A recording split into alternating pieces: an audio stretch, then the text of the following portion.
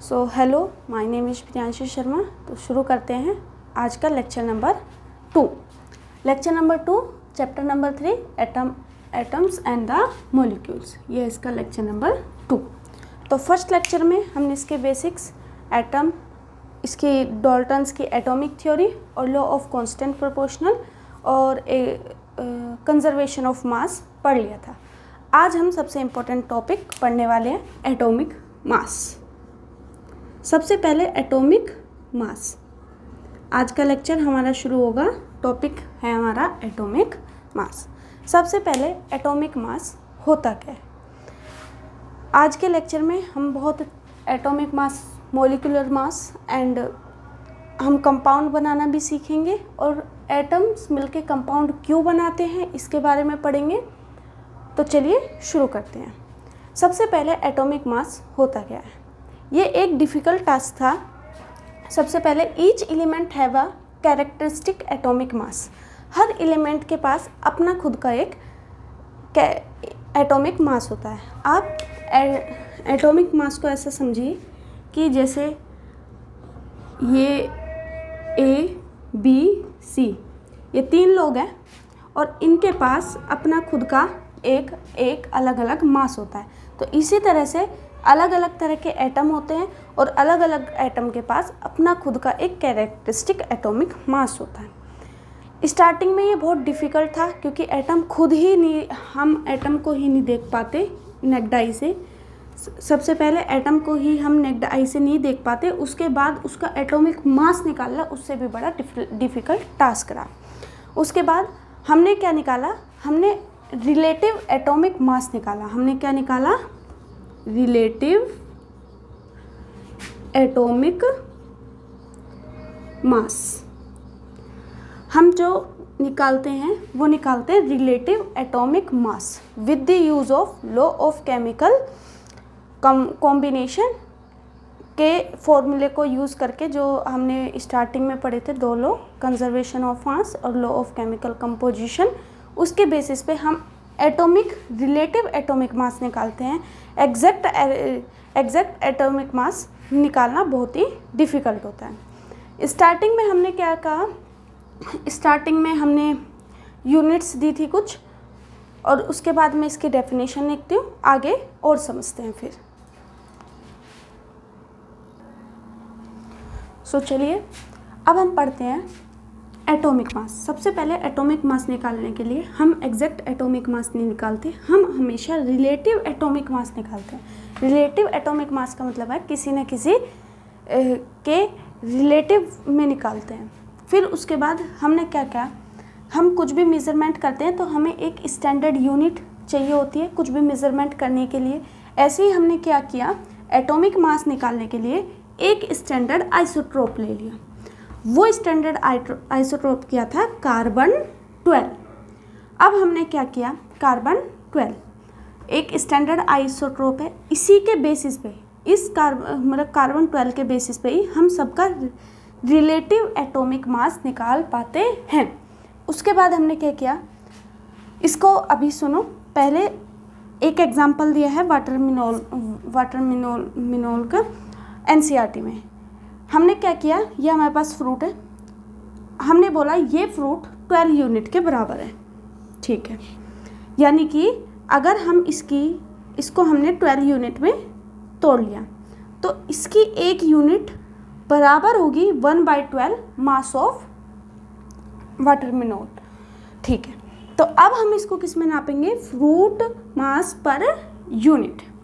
इसी टाइप से अगर हम इसी को कर दें कार्बन 12 में, तो एक एटॉमिक मास, यानी कि अगर आप किसी का भी एक एटॉमिक मास ले रहे हो तो वो बराबर होगा 1/12 the mass of 1 atom of carbon 12। यानी कि आपने सबसे पहले क्या किया, हम एग्जैक्ट एटॉमिक मास नहीं निकालते, हम निकालते रिलेटिव।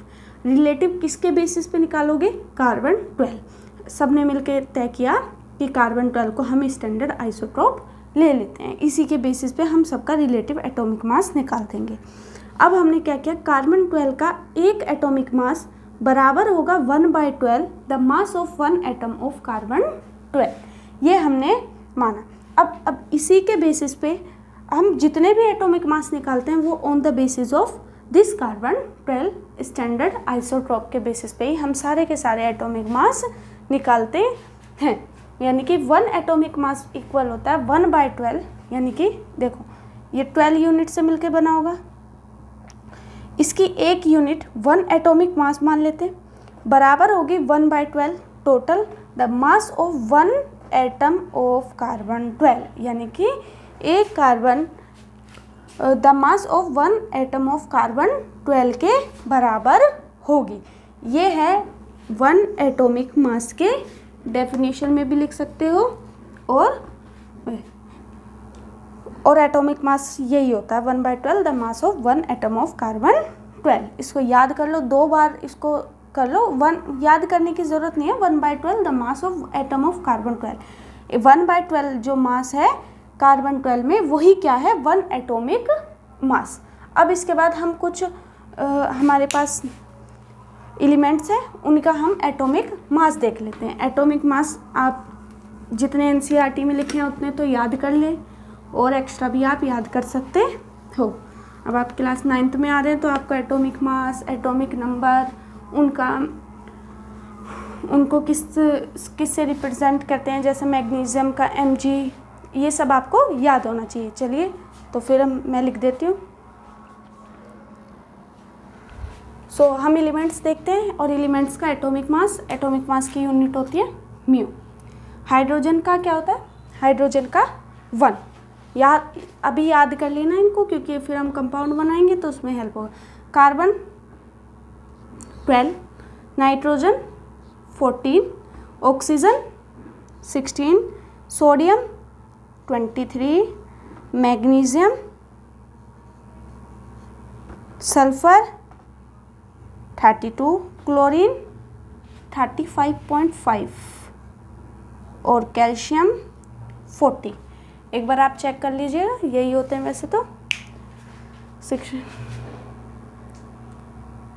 ठीक है, तो ये हो गए हमारे एटॉमिक मास। ये रे हाइड्रोजन का 1, कार्बन का 12, नाइट्रोजन का 14, ऑक्सीजन का 16, सोडियम का 23, मैग्नीशियम का 24, सल्फर का 32, क्लोरीन का 35 और कैल्शियम का 40। अब हम पढ़ेंगे कि एटम एग्जिस्ट कैसे करता है। यानी कि अगर हम एटम को एक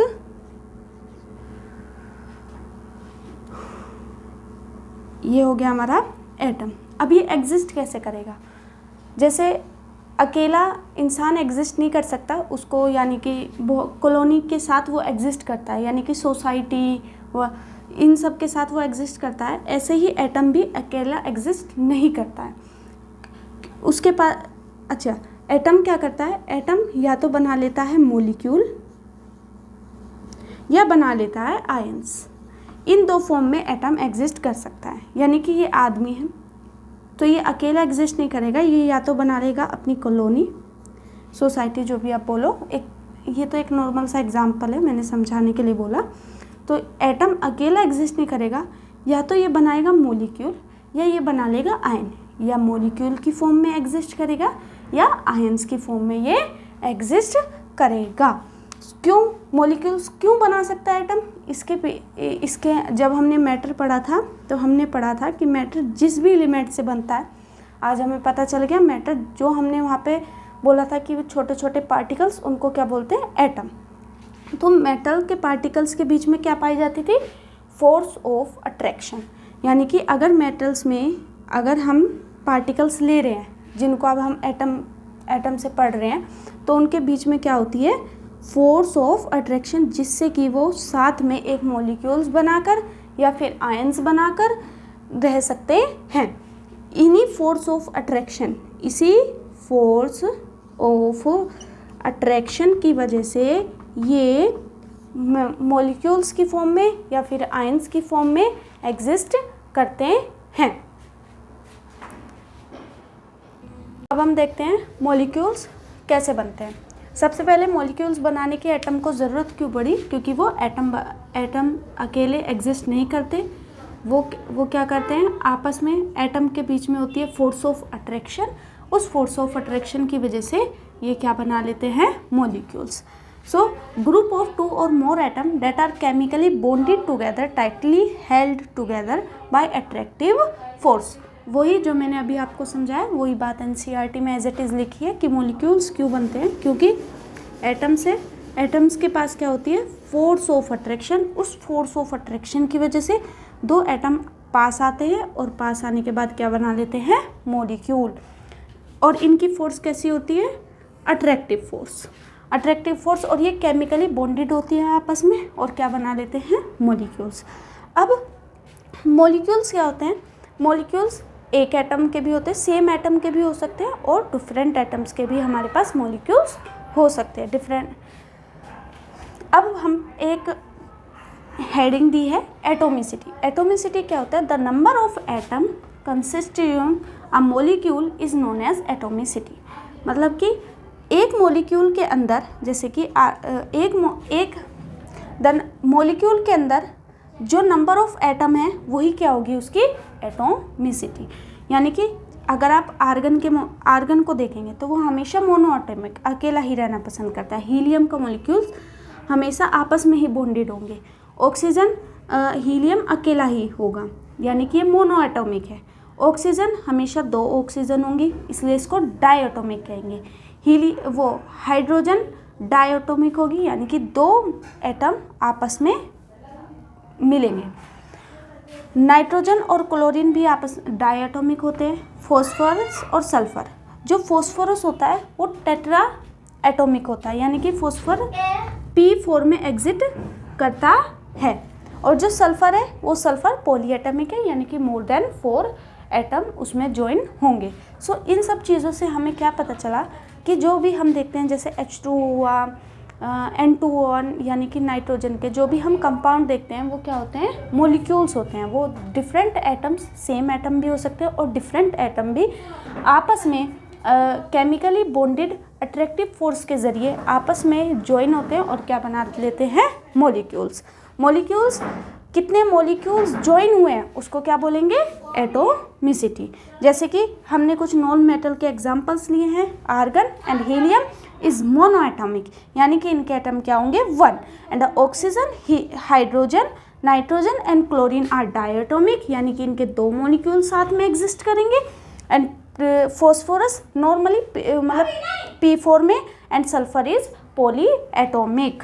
सो ये बात हो गई हमारे एटोमिसिटी एंड द मॉलिक्यूल की। पढ़ेंगे मॉलिक्यूल्स ऑफ अ कंपाउंड, यानी कि कंपाउंड जब बनाते हैं तो उसमें डिफरेंट एटम होंगे, किसी भी यानी कि डिफरेंट एटम आपस में केमिकली बॉन्डेड होंगे और वो क्या बना लेंगे, मॉलिक्यूल। क्योंकि एटम अकेला एग्जिस्ट नहीं कर पाता, वो स्टेबिलिटी के लिए, यानी कि हर चीज़ क्या होना चाहती है, स्टेबल।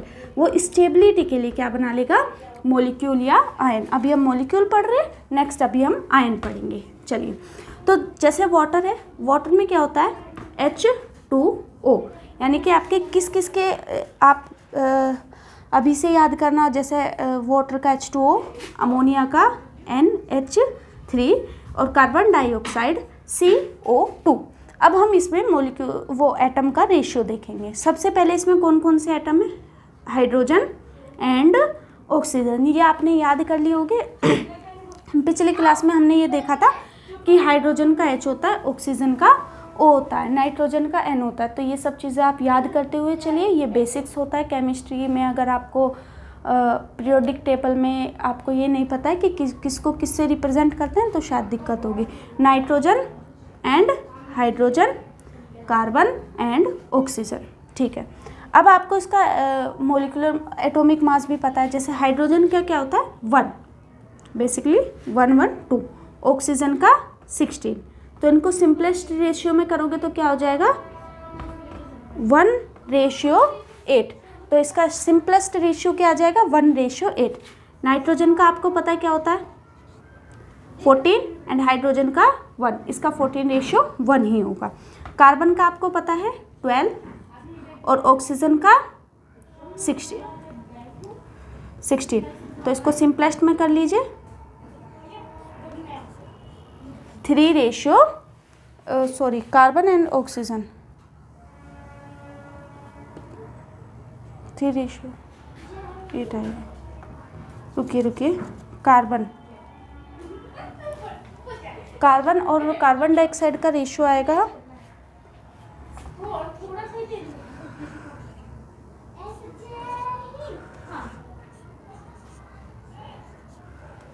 3:4। कार्बन, ये 2 ऑक्सीजन है, कार्बन 12 32,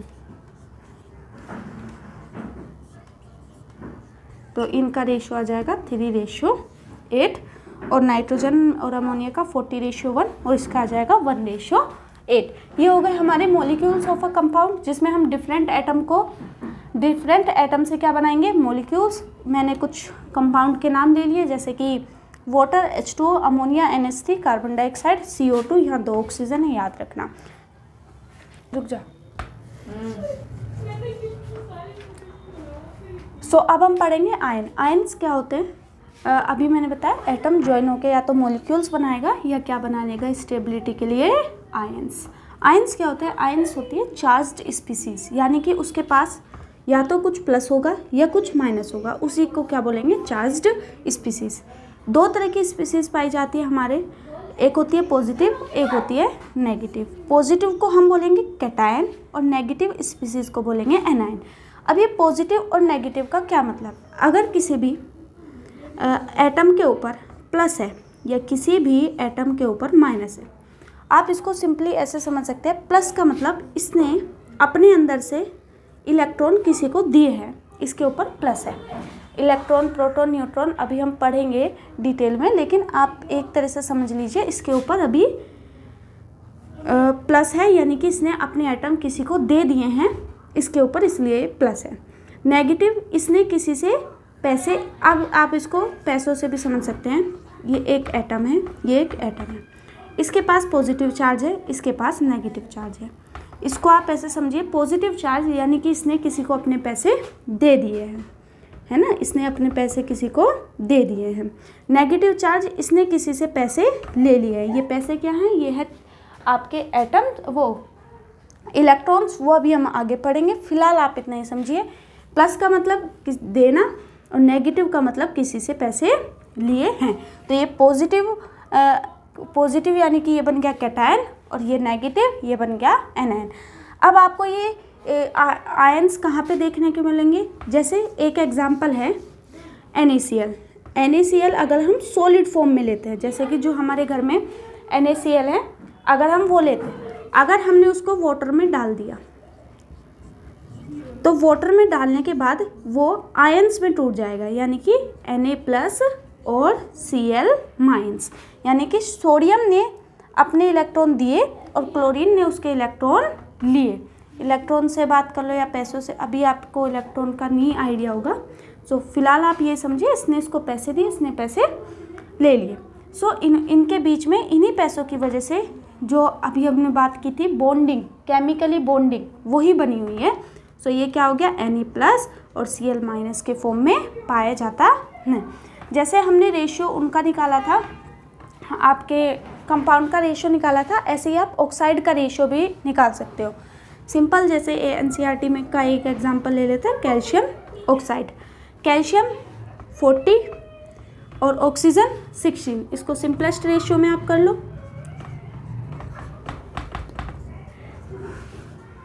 5:2। तो कैल्शियम और ऑक्साइड आपस में 5:2 से ज्वाइन है। अब हम कुछ आयनिक चार्ज्ड स्पीसीज़ को अब हम देख लेते हैं, जिनका यूज़ करेंगे अब हम फॉर्मूला बनाने में। सो आप उन चार्ज्ड स्पीसीज़ को मेरे लिख लेना, और NCERT बुक में भी लिखी हुई हैं। अब हम पढ़ेंगे केमिकल फॉर्मूला, यानी कि केमिकल फॉर्मूला। जैसे आपने देखा होगा MgCl2, CaCl2, BaCl, HCl, तो ये क्या होते हैं? ये केमिकल फॉर्मूला होता है। ये अब हम इन्हीं केमिकल फॉर्मूले को बनाना सीखेंगे।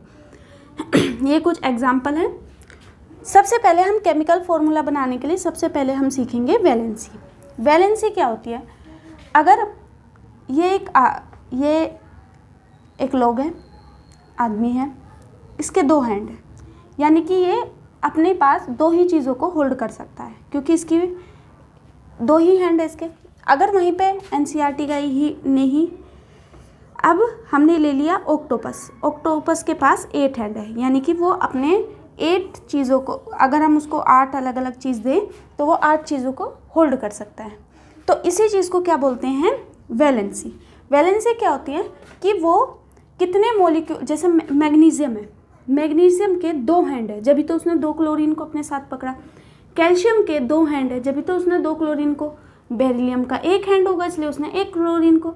सो वैलेंसी क्या होती है, उनके हैंड कि वो ये, या एक डेफिनेशन है, द कंबाइनिंग पावर और the capacity of an element is known as its valency, यानी कि उसकी कैपेसिटी क्या है कि वो कितने मॉलिक्यूल्स को या कितने एटम को होल्ड कर सकता है, वही क्या होगी उसकी वैलेंसी। ठीक है, सो वैलेंसी से हम क्या फाइंड आउट करते हैं, how the atom of an element, यानी कि एटम जो है किसी भी एलिमेंट में will combine with the atom of another element to form, यानी कि हम वैलेंसी से फाइंड आउट कर सकते हैं कि कितने एटम, जैसे अगर हमें मैग्नीशियम की वैलेंसी पता है, जैसे Mg, अब हमने एक नॉर्मल सा फॉर्मूला बनाया, अगर हमें मैग्नीशियम नाम का एक आदमी है और क्लोरीन 2 अलग अलग आए, सो अगर हमें पता चल गया कि मैग्नीशियम के पास 2 हैंड है तो हम उसके पास 2 क्लोरीन पकड़ा देंगे। तो यही क्या होती है, ये मैग्नीशियम की कितनी वैलेंसी है, 2। सो यही चीज़ में, यानी कि इससे वैलेंसी से हम क्या पता कर सकते हैं कि जो एटम है किसी भी एलिमेंट में will combine with the atom of another element to form, यानी कि कितने एटम दूसरे एटम से कंबाइन कर सकते हैं कंपाउंड बना, टू फॉर्म केमिकल कंपाउंड को बनाने के लिए। अब आप कहोगे वैलेंसी हमें कैसे पता चलेगी, तो एनसीईआरटी में एक चार्ट दिया है, अगर आप उस चार्ट को 2 से 3 बार उसको रिवीजन कर लोगे तो आपको पता चल जाएगा कि किसकी वैलेंसी कितनी है। सो सबसे पहले हम वो चार्ट बनाएंगे, उसको अच्छे से याद करेंगे, फिर उसके बाद हम केमिकल फॉर्मूला बनाना सीखेंगे। सो ये है सारी की सारी वैलेंसी।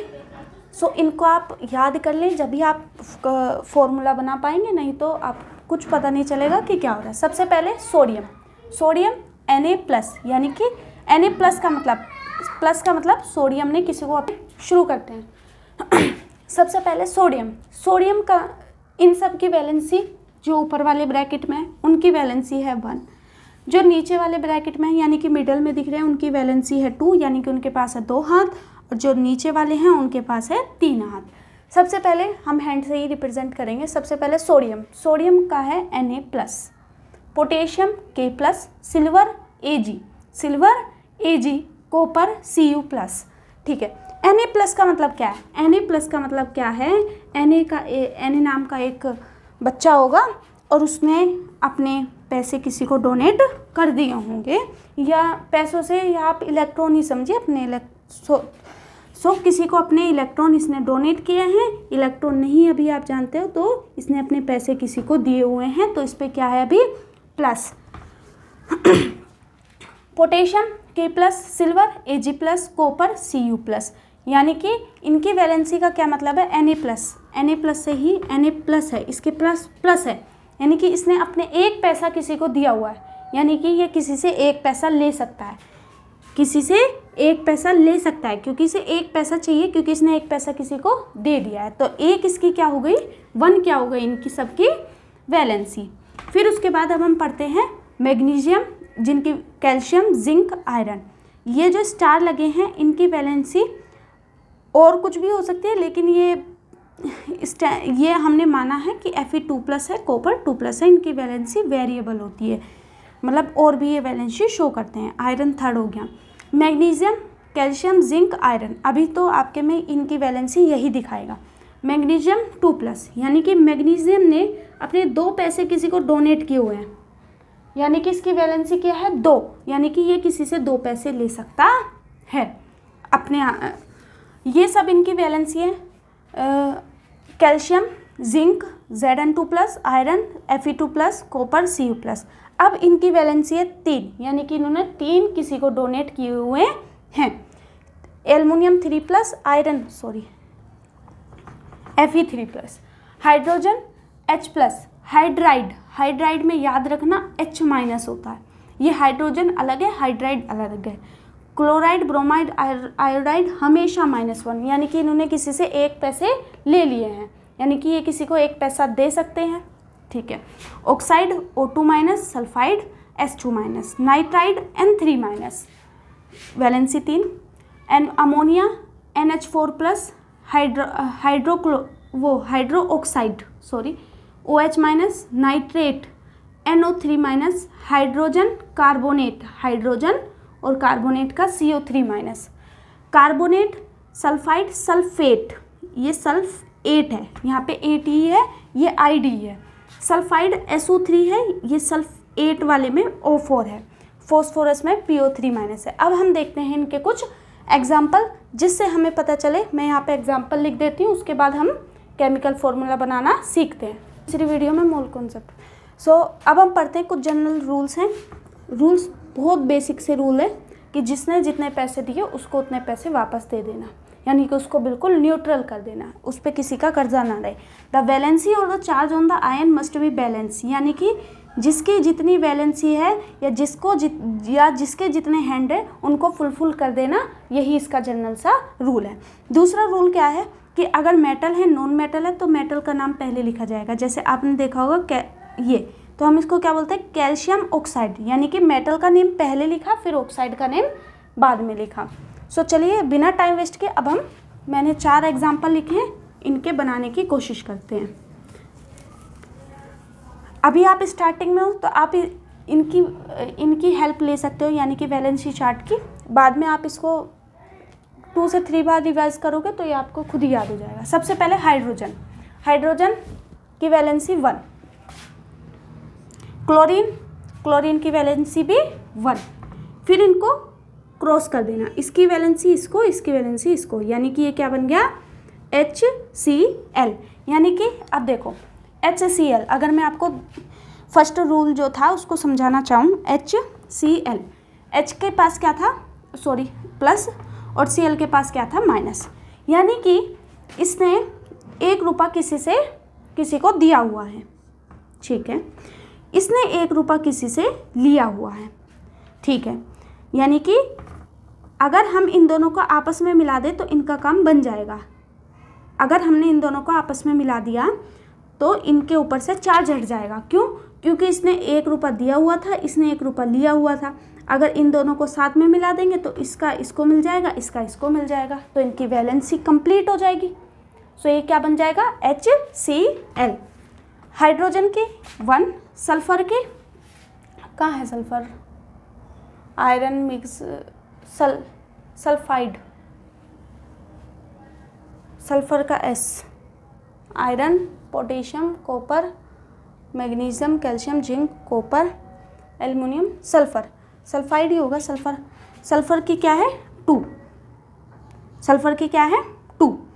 तो ये क्या हो जाएगा, ये इसको मिल जाएगी, ये इसको हो गया, तो ये क्या बन जाएगा, H2S। ये क्या बन जाएगा, H2S।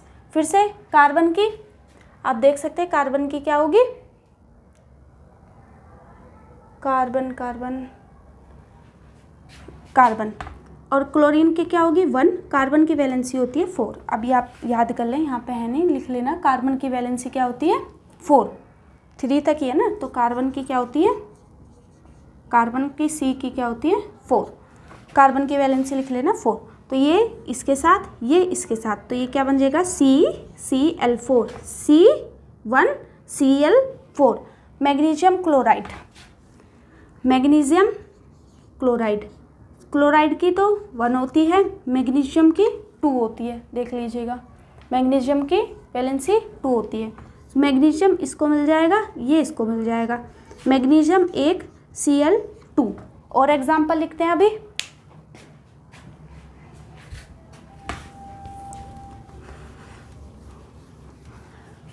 फिर ले लेते हैं हम एल्युमिनियम ऑक्साइड।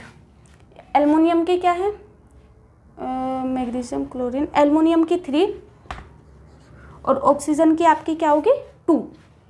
ठीक है, ये ऐसे हो जाएगा Al2O3।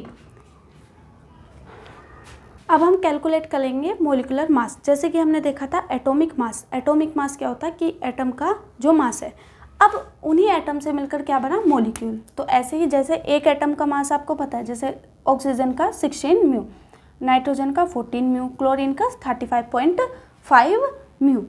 कैलकुलेशन के लिए आप 35 भी यूज़ कर सकते हो। सो इन्हीं को यूज़ करके आप निकाल सकते हैं मोलिकुलर मास। सो मोलिकुलर मास, जैसे कि सबसे पहले आपने इन एग्जाम्पल से आपको बिल्कुल क्लियर हो जाएगा मोलिकुलर मास क्या होता है।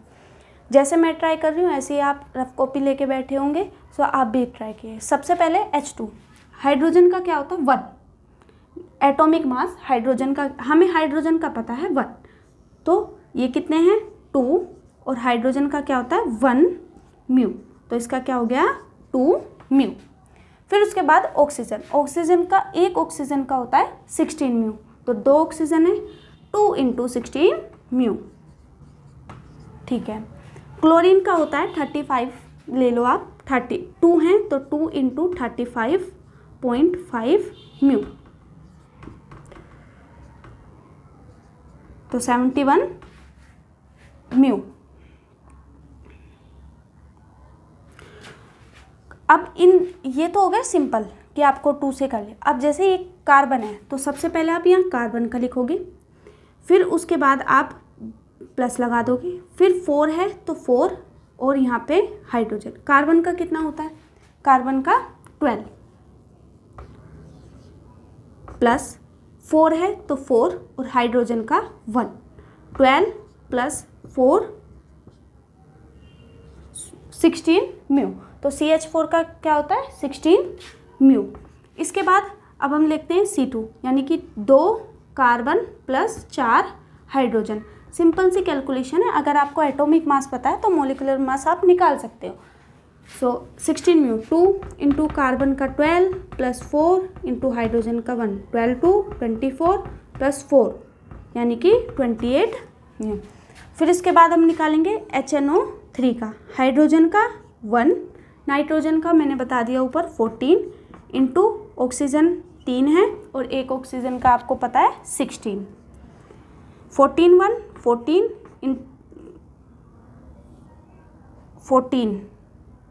14 सॉरी हाइड्रोजन का 1 + नाइट्रोजन 14 + 3 × ऑक्सीजन का 16, 14 1 15 + 48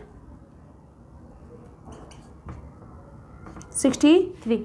ऐसे ही आप इनका भी यूज़ निकाल सकते हो। कार्बन का 12 + 2 × ऑक्सीजन 16, आप इसकी कैलकुलेशन कर सकते हो, बेसिक सी कैलकुलेशन। 2 × कार्बन 12 + 6 × हाइड्रोजन, हाइड्रोजन का क्या होता है 1। ऐसे ही कार्बन 6 × 12 + 3 + ऑक्सीजन 16 + 1, ख़त्म हो गए सारे। आप इनकी कैलकुलेशन करिए, बेसिक सी कैलकुलेशन है। आई होप आपको समझ में आया होगा मोलिकुलर मास और कैसे हम फॉर्मूला बनाते हैं, वैलेंसी, एटोमिसिटी। तो आज हमारा ये चैप्टर ख़त्म हो गया है। अब मैं एक शॉर्ट इससे नेक्स्ट वीडियो आएगी मोल कॉन्सेप्ट पे। So thank you.